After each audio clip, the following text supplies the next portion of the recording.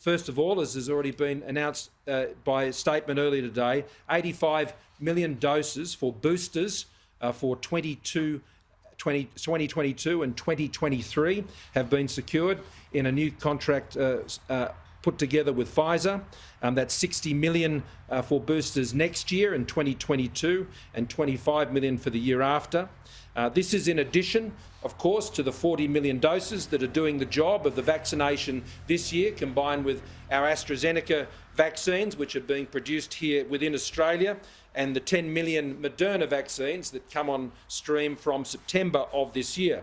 There is, of course, the 51 million of Novavax, which is also pre-ordered as well. Now, once we achieve that broad vaccination of the population, and once we're able to proceed through the 4-stage plan that I updated you on Friday, then we must be able to maintain them.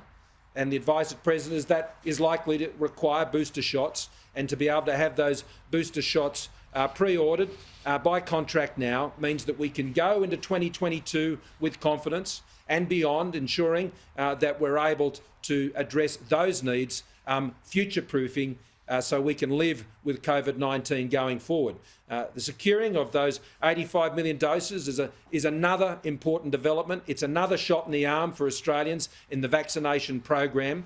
The vaccination program really starting to hit its marks now and beyond. We can go in next year with greater confidence. The supplies will be provided over the course of the year to meet any of those booster requirements as we're advised to need to put in place. Secondly, on the vaccine, a record Saturday yesterday, more than 100,000 doses delivered yesterday. That brings it to 11.14 million. We have 38% of the population now that has had at least one dose, over 16% now with two.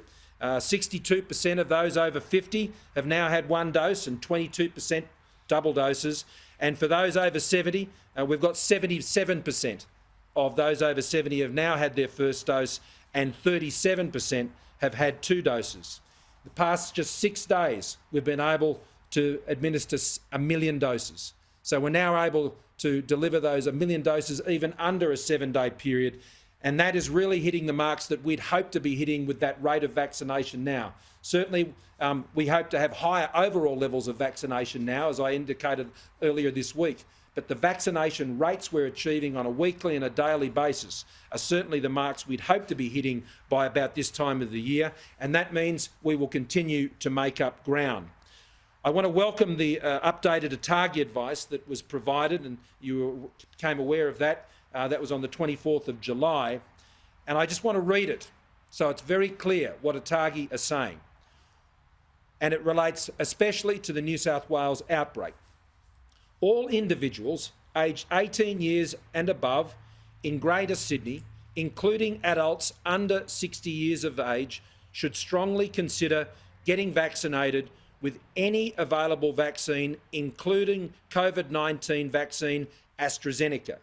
This is on the basis of the increasing risks of COVID-19 and ongoing constraints of Pfizer supplies. In addition, people in areas where outbreaks are occurring can receive the second dose of AstraZeneca vaccine 4 to 8 weeks after the first dose, rather than the usual 12 doses to bring forward optimal protection. And so having those vaccines is incredibly important. I welcome that advice. There are some 1.3 million AstraZeneca vaccines that are available. They're in the fridge, they're ready to go, and we particularly need to see them getting into state-based distribution systems in New South Wales. The GPs in New South Wales have been doing a terrific job. They've been doing all the heavy lifting on AstraZeneca, especially in New South Wales, and they'll soon be joined by the pharmacists as well, so we can start lifting those vaccination rates even further. There have been some inquiries regarding the availability and supply of New South Wales vaccines, especially in relation to Pfizer. So let me clarify the situation. On the week commencing 5th of July, which is the week in which the Premier contacted me, New South Wales, both GPs and the state distribution centres, were receiving 147,720 doses of Pfizer per week. The week commencing next week, they will be receiving 90,000 more than that. 90,000 more than that. That does not include the additional 50,000 which I extended to the Premier on Friday, or the additional 150,000 they've already received over and above their previous allocations. Their allocations going forward into this next week is 90,000 more Pfizer each week than it was back in the week commencing the 5th of July.